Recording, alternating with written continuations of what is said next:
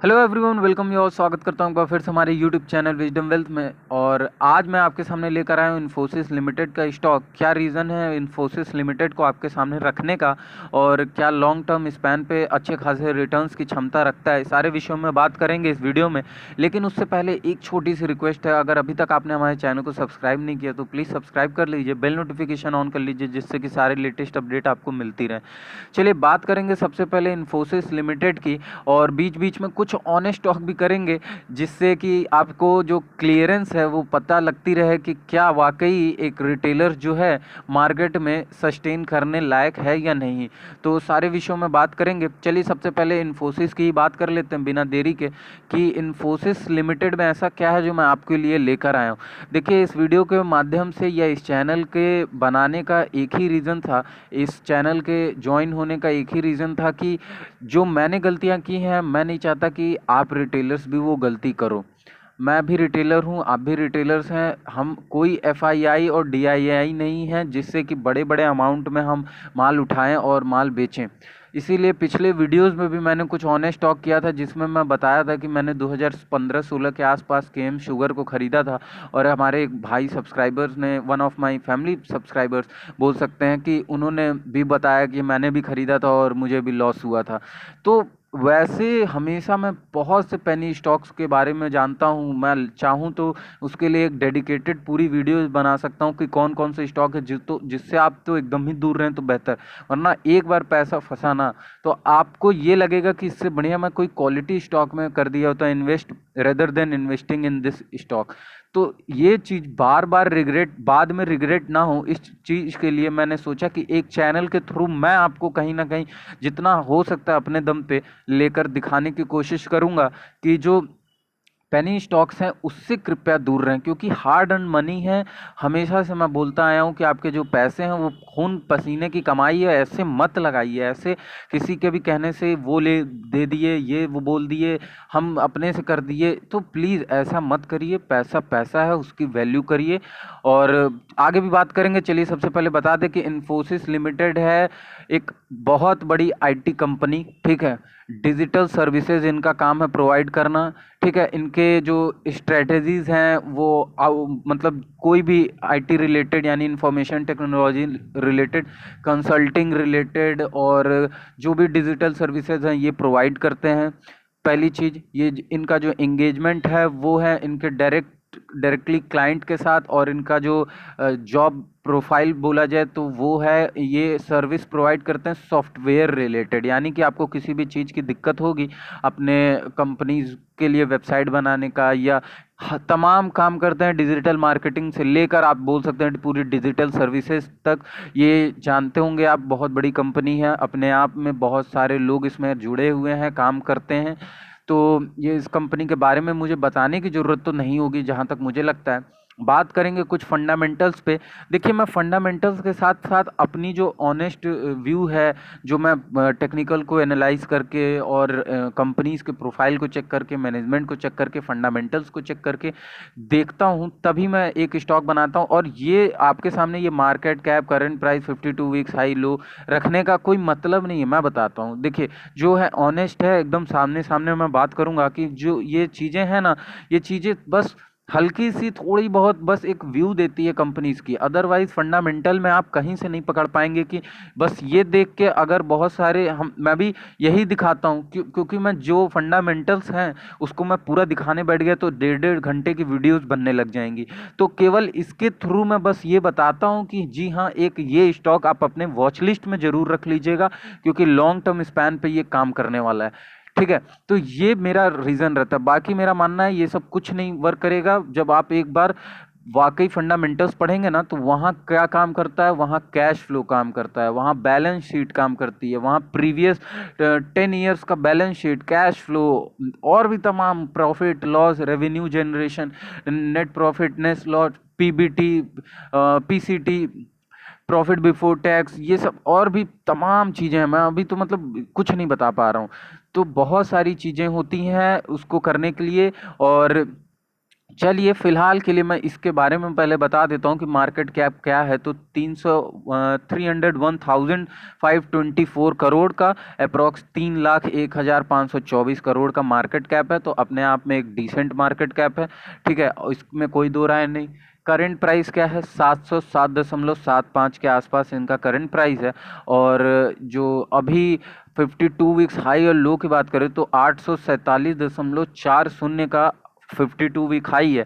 अब इससे कंपेयर करें तो कहीं ना कहीं ये अपने हाई के आसपास ही दौड़ रहा है, पहली चीज़। दूसरी चीज़, लो की बात करें तो 509 यानी कि 509 के आसपास का लो है। तो लो और हाई में ज़्यादा डिफरेंस जो होता है कंपनीज में, वो इसमें देखने को नहीं मिल रहा। पहली चीज़ ये भी एक पॉजिटिव साइन है। आइए नीचे बात कर लेते हैं बुक वैल्यू की। तो बुक वैल्यू जो है 153.67 की बुक वैल्यू है। स्टॉक पीई की बात करें, देखिए ये जितने book value, stock PE, dividend yield, ROC, ROE, ये सारे के बारे में मैं अगर पूरी तरीके से क्लैरिटी से आपको अगर जानना होगा तो आप प्लीज़ मेक श्योर कमेंट करें, और मैं उसके लिए डेडिकेटेड वीडियोस बनाऊंगा, एक एक चीज़ों को समझाऊंगा क्लियरली। अब ऐसे एक ही वीडियो में सारी चीज़ें बताना चाहूँ तो मैं नहीं क्लियर कर सकता, तो इसीलिए मैं उसके लिए डेडिकेटेड बनाऊंगा। आप प्लीज़ मेक श्योर कमेंट करते रहें और बताते रहें हमें, और लाइक करते रहिएगा हमारे वीडियो को, जिससे हमको भी मोटिवेशन मिले आपके लिए अच्छे अच्छे वीडियोस लाने की। देखिए दो बुक वैल्यू की जो बात कर रहे हैं 153.67 की, और वहीं stock price to earning ratio अगर बात करें, पी रेशियो, तो 18.32 का है, जो कि मॉडरेट है मेरे लिए फ़िलहाल के लिए। देखिए मैं अगर सजेस्ट कर रहा हूँ कंपनी, इट डजेंट मीन कि मैं उसकी सारी क्वालिटीज़ ही आपके सामने रखूँगा। मैं जितना ज़्यादा से ज़्यादा डिसएडवांटेजेस होंगे उस कंपनी के, वो रखने की कोशिश करूँगा कि हम उस डिसएडवांटेजेस में देख सकें कि अगर कोई फेल होने के सबसे ज़्यादा चांसेस होंगे तो हम उस डिसएडवांटेजेस में देखेंगे कि फेल किस सेगमेंट में चांसेस ज़्यादा हैं होने के, ठीक है। तो वो मैं इसका मतलब ये नहीं कि अगर रख रहा हूँ कंपनी आपके सामने तो पूरी एडवांटेजेस के साथ रखूंगा, ये आप बिल्कुल मत एक्सपेक्ट करिएगा। जो है ट्रांसपेरेंसी रखने की कोशिश करूंगा पूरी तरीके से। और यहाँ पे अब स्टॉक पी के बाद डिविडेंड यील्ड की बात कर लेते हैं। देखिए 2.47% का डिविडेंड यील्ड है। अब ठीक ठाक है, बिलो मॉडरेट यहाँ मैं बोलूँगा। और डिविडेंड यील्ड का मतलब ये नहीं होगा कि आपको डिविडेंड क्या मिल रहा है, ये डिविडेंड यील्ड से ये परसेंटेज बताता है कि डिविडेंड क्या है, किस परसेंटेज में डिविडेंड है। ध्यान में रहा, बहुत लोग डिविडेंड यील्ड को डिविडेंड समझ लेते हैं, ये परसेंटेज बताता है। डिविडेंड जो होता है वो फेस वैल्यू पे मिलता है, आपको पता होना चाहिए। और जो फेस वैल्यू है वो कंपनी डिसाइड करती है अपने जो भी मीटिंग्स होते हैं, जनरल मीटिंग्स, उसमें डिसाइड करती हैं फेस वैल्यू। तो ये चीज़ें आपको पता होनी चाहिए।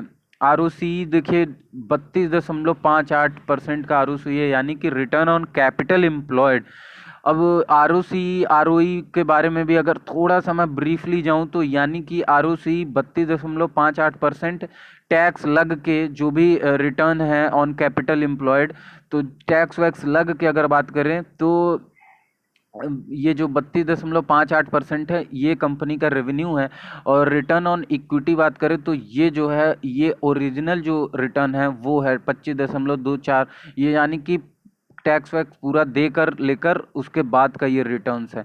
तो रिटर्न्स जो हैं ठीक ठाक हैं, आरओई जो है रिटर्न ऑन इक्विटी ठीक है, और आरओसी जो है वो भी अप्रॉक्स ठीक ही बोलूँगा।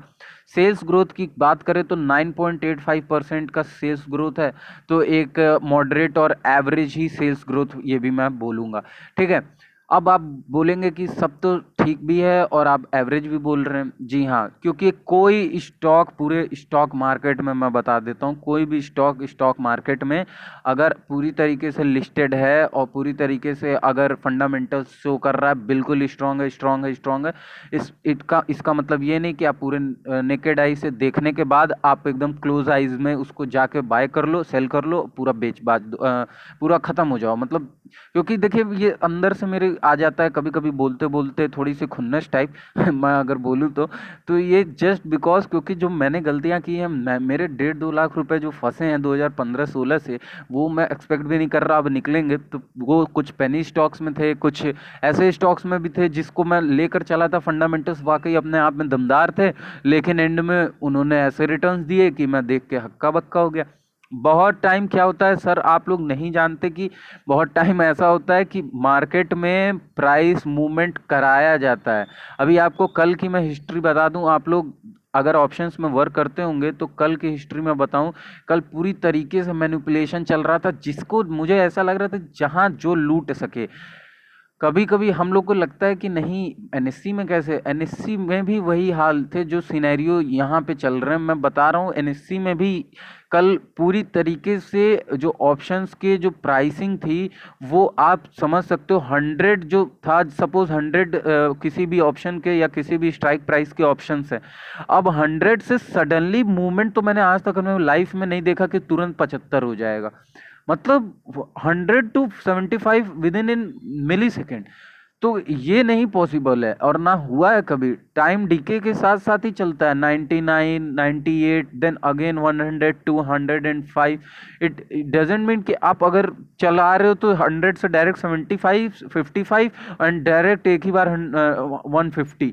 तो ये क्या था, ये पूरी तरीके से अपने आप में दिखाता है कि कहीं ना कहीं एफआईआई और डीआईआई, एफआईआई नहीं इसमें मैं इन्वॉल्व करूंगा, डीआईआई को तो जरूर करूंगा, और कहीं ना कहीं इंटरनल कुछ लोग हैं, इनसाइडर्स, जो इसको मिलकर मैनिपुलेट करने की कोशिश करते हैं हमेशा। तो यही सब बातें हैं और धीरे धीरे ये चैनल को जैसे ही, अभी देखिए मैं ऑनेस्ट बताऊं तो मेरे चैनल पे अभी 10 के सब्सक्राइबर्स भी नहीं है, ठीक है। तो जल्दी जल्दी आप लोग सब्सक्राइब करिए हमारे चैनल को, जिससे कि और भी चीज़ें मैं लेकर आता रहूं और अपनी जो एक्सपीरियंस है 5 साल के इस जर्नी की, तो मैं उसको भी शेयर कर दूं और आपको जितनी ज़्यादा हो सके मैं नॉलेज दे सकूं इस वीडियो के और इस चैनल के माध्यम से, यही मेरी कोशिश रहेगी। चलिए यहाँ बात कर लेते हैं शेयर होल्डिंग पैटर्न की, और लेकर आया हूँ आपको शेयर होल्डिंग पैटर्न के बारे में। तो शेयर होल्डिंग पैटर्न में देखिए टोटल प्रमोटर होल्डिंग कितनी है, पहले ये देखिएगा आप, और उसके बाद हम बात करेंगे कि क्या सीन है। टोटल प्रमोटर होल्डिंग यानी कि जो कंपनी के मालिक लोग हैं वही लोग 13.15% बस रखे हैं। अब आप कहेंगे कि अरे सर यहाँ तो खत्म है कहानी, इन्फोसिस में तो कोई कंपनी का खुद कंपनी होल्डर ही एटलीस्ट 50% तो रखना चाहिए। तो अब मैं बताऊं, 78% कंपनी के शेयर्स होल्डर यानी प्रमोटर्स, जो मैंने पिछली कंपनी में पैसे लगाए थे ना, उसमें 78% स्टॉक्स जो थे वो प्रमोटर्स के होल्डिंग में थे। अब आप समझ सकते हो कितने स्टॉक्स, केवल 22% स्टॉक पब्लिकली किए गए थे, 78% स्टॉक। मैं सारे स्टॉक्स के बारे में लेकर आऊँगा, एक एक वीडियो में बताऊँगा और एक एक चीज़ें को रिवील करूँगा इस चैनल के थ्रू कि क्या जो चीज़ें हैं वो रिटेलर्स को देखने को मिल रही हैं, ठीक है। मैं एक एक चीज़ लेकर आऊँगा, आप टेंशन मत लीजिए। तो देखिए यहाँ पे 13.15%, अभी रीज़न बताता हूँ क्यों इतना कम है। म्यूचुअल फंड्स की होल्डिंग देख लीजिए 13.65%। डोमेस्टिक इंस्टीट्यूशनल की वैल्यू होल्डिंग्स देख लीजिए तो 24.67%। फॉरेन इंस्टीट्यूशनल होल्डिंग्स देख लीजिए तो 31.01%। अदर पार्टीज़ की बात करें तो 31.16%। अब देखिए क्या रीज़न है कि जो अदर पार्टीज़ हैं, एफआईआई हैं, डीआईआई हैं, म्यूचुअल फंड्स हैं, उनके होल्डिंग्स ज़्यादा हैं इवन प्रमोटर के होल्डिंग से। ये तो क्वेश्चन आपके मन में आया ही होगा ना। तो देखिए इसका रीज़न ये है कि कंपनीज जो है अब्रॉड में, यानी कि पूरी तरीके से बाहर भी सक्षम है, बाहर भी ऑपरेट कर रही है, पहला चीज़। अभी इसको भी और डीपली मैं बताऊंगा इसके पीछे क्या रीज़न है। पहली चीज़ कि ऑपरेशन जो है इसका हर कंट्रीज़ में है। दूसरी चीज़, ये कंपनी ना, इसका एक जो विज़न है वो ये है कि हम जितनी ज़्यादा सर्विस प्रोवाइड कर सकें और जितनी ज़्यादा से ज़्यादा, ये कहीं ना कहीं इन्फोसिस का भी मैं बोलूँगा कि जो विज़न है वो एक विज़न है एक चैरिटेबल, यानी कि टाटा के जैसे विज़न है इसका भी। तो इसका जो विज़न है वो भी ये है कि हम ज़्यादा से ज़्यादा जो है प्रोवाइड कर सकें सर्विसेज, ज़्यादा से ज़्यादा हम बच्चों को अपने कंपनी के थ्रू जॉब्स प्रोवाइड कर सकें, एक अच्छे तरीके की हम मोनोपोली क्रिएट करें।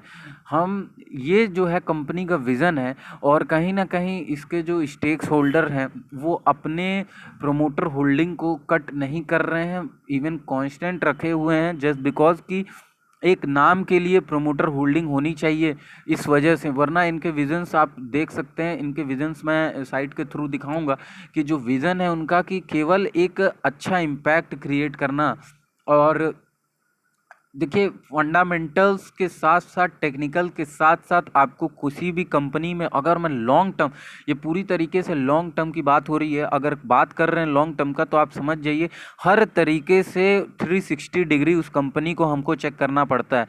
इसीलिए मैं हर तरीके से चेक करने की कोशिश करता हूँ। और भी इसमें बहुत सारे पॉइंट्स हैं अभी इसी वीडियो में, जो कि मैं आगे आगे के नेक्स्ट वीडियोज़ में कवर करने की कोशिश करूँगा। म्यूचुअल फंड्स की होल्डिंग्स जैसे कि आपको मैंने दिखा दी कि 13.65%, DII की होल्डिंग जो है 24.67%। अब ये क्यों ज़्यादा, क्यों? क्योंकि जो इन्फोसिस के अदर चैरिटेबल्स कंपनी होती है, या अदर्स चैरिटेबल नहीं भी, तो इन्फोसिस के जो राइट हैंड लेफ्ट हैंड की जो कंपनीज होती हैं, उन्होंने इनडायरेक्टली एज अ DII इसमें इन्वेस्ट कर रखा है। अब आप समझ रहे हो मैं क्या बोलना चाह रहा हूँ? देखिए, अगर आपका कोई देखिए कोई गुंडा होता है या कोई बदमाश होता है, तो वो अपना दायां हाथ रखता है, बायां हाथ रखता है, बोलता है ये मेरा दायां हाथ है, ये मेरा बायां हाथ है। क्यों दायां बायां हाथ? क्योंकि कभी भी कोई काम करना होगा तो सबसे पहले दायां हाथ को भेजेगा या तो बायां हाथ के लड़के को भेजेगा। तो सेम वैसे ही इन्फोसिस ने क्या किया है कि अपनी जो है पेरेंट कंपनी खड़ा कर दी है यहाँ पे। समझ में आया आपको बात? ध्यान से समझिएगा, पेरेंट कंपनी खड़ी कर दी। अब इन्फोसिस डायरेक्ट अपनी होल्डिंग्स ना बढ़ा के प्रमोटर्स होल्डिंग, इनके थ्रू अपनी प्रमोटर्स होल्डिंग बढ़वा देता है। होपफुली आपको ये चीज़ें अभी शॉर्ट में समझ में आ गई होंगी कि मैं क्या बोलने की कोशिश कर रहा हूँ। तो ये चीज़ इसके थ्रू देखने को मिलती है, और यही कहीं ना कहीं एक यहाँ पे इम्पैक्ट क्रिएशन का काम करता है। और देखिए, इस वीडियो में बस इतना ही, और मैं आगे आगे भी और वीडियोस लेकर आऊँगा, लेकिन मेक श्योर आप कमेंट करते रहिए, और थोड़ा सा मोटिवेशन के लिए सब्सक्राइब कर दीजिएगा चैनल को, जिससे कि हमको भी अच्छा लगे और आपके लिए ऐसे ही रेगुलर वीडियोस डालने की हमको मिलती रहे। स्ट्रॉन्ग एक हेल्थ बोलते हैं जिसे। धन्यवाद, बने रहिएगा हमारे चैनल के साथ।